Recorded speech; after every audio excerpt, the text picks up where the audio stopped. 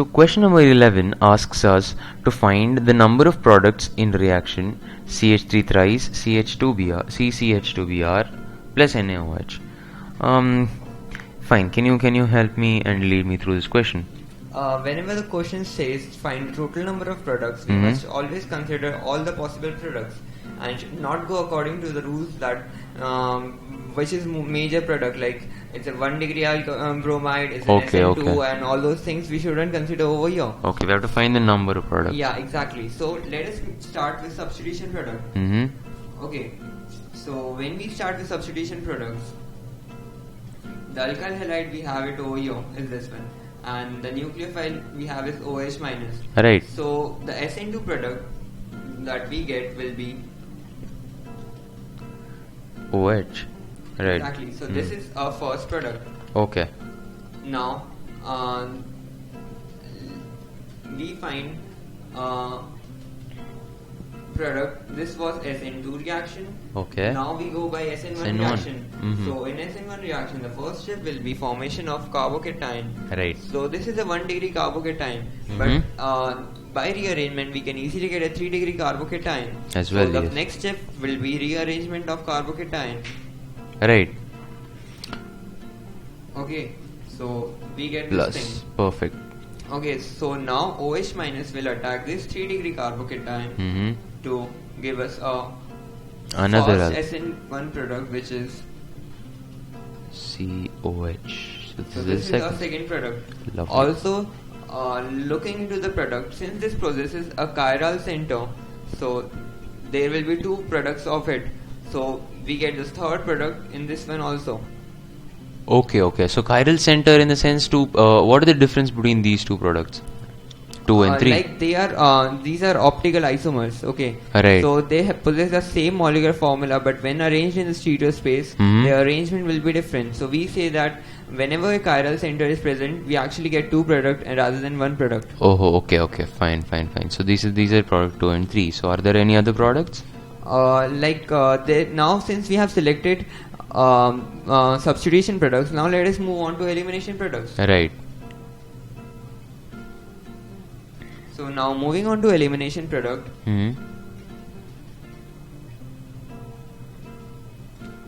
First, we can have either E1 or E2 elimination. So let us start with E1 elimination, where the first step is again the formation of cation. Again, it undergoes rearrangement. Okay, so now what are the possible alkenes that can be formed? The possible alkenes can be the pi bond attaches over here, over there, or attaches over here. Even if it attaches over here, it's a these similar two one. are the same one. Perfect. So these are the only two possible cases. True. So we get two more products over here. This is our fourth product. C double bond C. Yes, this is the fifth And product. this is our fifth product. So the 4 and 5 are products of E1. Exactly. And now we can see that both these have two same groups attached to the same carbon, and these has hydrogen attached, so there will be no geometrical isomers possible. Right. Okay, so there won't be no further product of these products. Fine. So moving into the next layer, now let us move on to the E2 elimination products. Okay. So what is E2 elimination product? So we have this. Okay. So what can E2 elimination product can be possibly? So there is only one possibility, that these bromine remove. So we need an alpha hydrogen, but we don't have an alpha hydrogen over here. So there will be no E2 elimination product. Okay. So overall we have total 5 products. Okay, so let's just look back at the previous page. So the first product was our alcohol, so which was this particular product was our first product based on SN2 reaction, and based on SN1 reaction we had two products, this same compound and different with different optical configuration. Whereas in elimination reaction, when we took E1, we had this and these as two products, and while we saw that E2 is also a possibility, we wanted to just check if E2 is a possibility, but since there's no presence of alpha carbon, or alpha hydrogen for that matter, E2 will not happen. So the total number of products from E2 would be 0. Right, so the total number of products would be 5, and yes, these are the products for question number 11.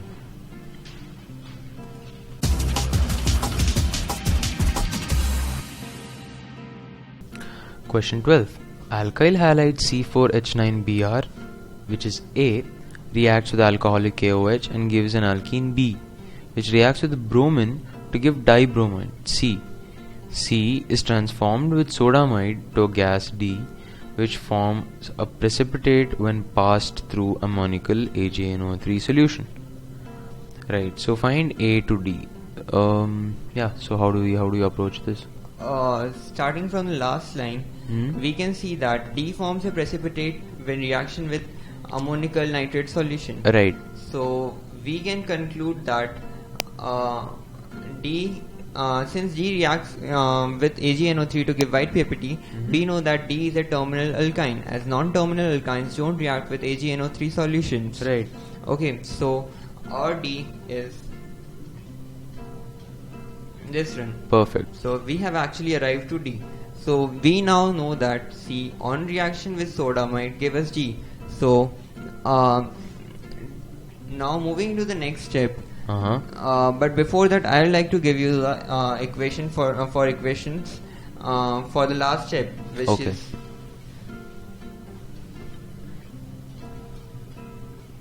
this is commonly called as Tollens reagent. Tollens, yes. This gives us white PPT. Okay. So C, we know that it's a dry bromide. Okay, so C will be formed by adding Br2 to the alkyne. Okay, so we know that we have an alkyne over here. So when we add Br2 to obtain C, we get Br, yes. So this is our C. Moving to the next step, we know that B is an alkene. Yes. On adding Br2, we got C. So this is our B. This can be concluded that because when we add Br2, that is bromination, we get this product C. Yep, so perfect. now we have C, D and B. Now we have to find out A. Yes. So let us consider possibilities of A. So A can be either this one, and when it goes under reaction with alcoholic KOH, it gives us Sade-Zef alkene as the major product, Fine. which is this one. But Yes. this is the wrong answer because this is not B. So the A that we have proposed is the wrong one. So looking into the second possible case, we take at the 1 degree alkyl halide, and on reacting it with alcoholic KOH, we get 1 butene as the answer, and this is exactly what we got in the previous equation. Okay. So we that can is conclude that this is our A. Right, so we found out A, we found out B, we found out C and D. Right, so this is a pretty simple and straightforward question, but the only thing which you need to remember is what does Tollens reagent do to your reactant and similar things like those, right? The most important thing is that we should always remember Tollens reagent only react with terminal alkynes. Alkynes, yes. So this was our product D, and from this Tollens reagent we found out what was product C. So what is product C? It was this dibromide. And after that, from this C as a product, which was given in a statement as a reaction, we found out B, which was a reactant in the same reaction. So B was there, and then we had to find out which was the right B. There were two types. There were two forms of B. So this particular reaction, which was B, so this cannot be B because this in was the previous step we got the other B. Exactly. So we can conclude that the A that we proposed was actually the wrong one. Exactly. So we had the other B, and then this as the product in this particular reaction had to have this as the reactant. So this was product A. So this is A, B, C and D. Yeah, so this is pretty straightforward, as I said again, and this was question number 12.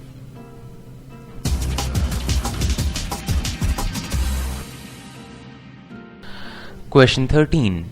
Which H will be eliminated? So yeah, we have this particular compound over here as a reactant. HA, HB and HC are named as different hydrogen atoms, and there's this bromine over here, and alcoholic KOH is a reagent. So what we get over here is this particular product, this cyclohexene and HBr. So right, we need to find out which H is eliminated. Will get eliminated.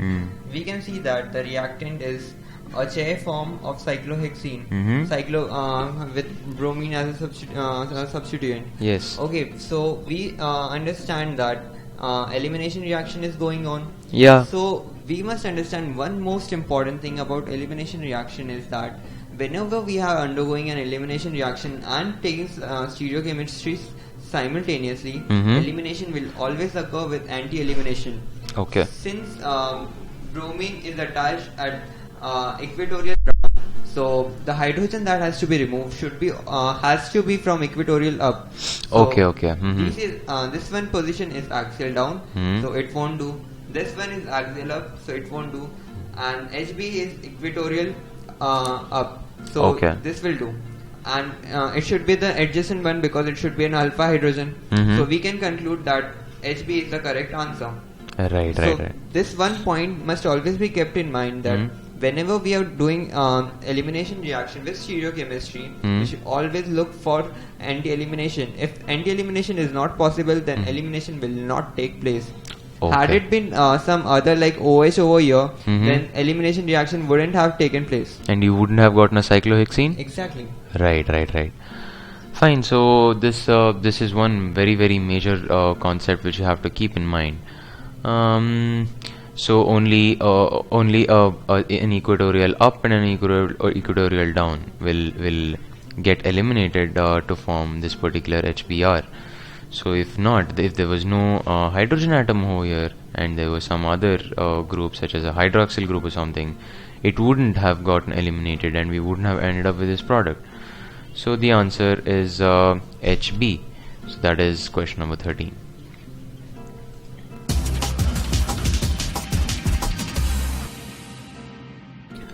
Right, so question 14. Orthobromofluorobenzene on reaction with one equivalent of magnesium in presence of ether generates what? So fine. What do we? Can you tell me in what generic sense do we approach this kind of problems? First, we start on with what we have been given with. Let us draw the structure of orthobromofluorobenzene. Totally. So this is our orthobromofluorobenzene. Yes. And now we are reacting with Mg, specifically one equivalent. Okay. So we know that there are two nucleophiles over here. This is sort of a Grignard reaction that we have studied previously in which Rx plus Mg in presence of ether gave us RMgX. Okay. Right. So going according to the same concept, we can see that we have two nucleophiles over here, fluorine and bromine. Right. We know that bromine is a better living group than fluorine. So the one that will actually be substituted will be bromine over here in this case. Exactly. Okay, so from first step we get MgBr. Okay, and bromine is substituted. Since we know that negative charge over here will not be delocalized into the benzene ring because it's not adding to the stability. Into the resonance exactly. So we know that this is an unstable compound. Okay, and also since we have only one equivalent of Mg that got utilized in the reaction. Okay. We don't have anything to react with this. So what will happen will be intramolecular elimination reaction. The negative charge will act as a nucleophile and eliminate fluorine minus. Though fluorine was a poor living group, but due to the instability of compound, it will also act as a living group. So the product that we get is like this. Since in this case the resonance breaks, benzene is known for its resonating structures. Exactly, right. So what will happen now? This compound is highly unstable, and neither do we have anything else to react with. So this compound will dimerize itself to form biphenyl. Oh, okay. Right. So this is a much more stable compound than this. Yeah, because there are two benzene rings, both involved in resonance, whereas this compound had lost its resonance property. Okay. So brilliant. So this is what happens in this particular reaction, right? Can you just briefly recap what happens? See, there was this orthobromofluorobenzene, and after that, one equivalent of magnesium reacted. So obviously, this is the particular form in which this is a generic form for any alkyl bromides. So Rx plus Mg gives RMgx. So we got this as our intermediary product. So after this, when Br minus was Br minus was still there, so what happened? There had to happen an elimination reaction. So we got this, but then this was breaking the resonance structure of the benzene ring, which wasn't really contributing. In fact, it was deteriorating the stability of the compound. So finally, it breaks down into this particular product. So what is this product exactly called? Does it have? It's called as biphenyl, and it's very stable product. Okay. So this is a biphenyl with two phenyl groups as such, and as we have learnt, it's a very stable compound. So this is the particular product which we are looking for, and yes, this is pretty much what was asked in question number 14.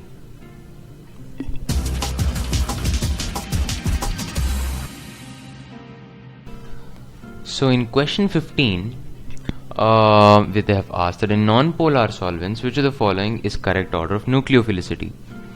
Option A being F minus greater than Cl minus greater than Br minus, B OH minus greater than CH3O minus greater than CH3COO minus, C being OH minus greater than SH minus, and D being CH3 minus greater than NH2 minus greater than OH minus greater than F minus. So yes, please tell us how to answer this question. One key concept is that non-polar solvents, salts of nucleophile, presents with ion pairs. That is like NaCl is in a polar solvent, it will present as Na plus and Cl minus, and in which the nearby cations like Na plus will decrease the reactivity of anions like Cl minus. So the nucleophilicity of Cl minus will decrease in the case of such cases. Okay, so now moving ahead, we can conclude that smaller the size of anion, more is negative charge density.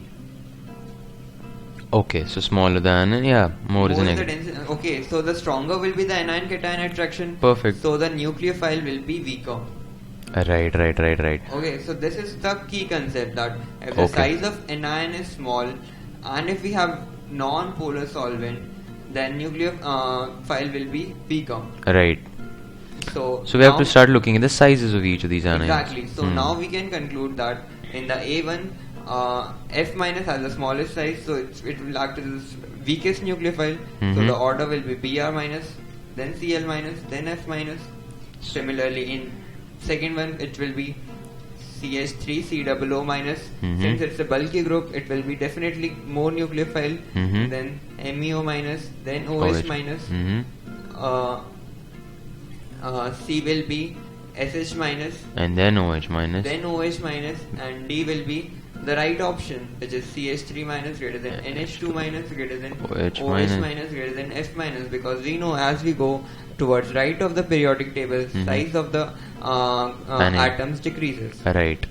Okay, so we have two concepts here. As we go right of the periodic table, size of the atom decreases, and the other concept is that the smaller the anion, the weaker the nucleophile it is. So based on these two simple concepts, we conclude that A, B, C are not the right answers, whereas D is the right answer. CH3 is a much stronger nucleophile as compared to NH2, and so the same thing with OH minus, same thing with F minus. So this is the perfect order on contrary to the other options. So this is question number 15.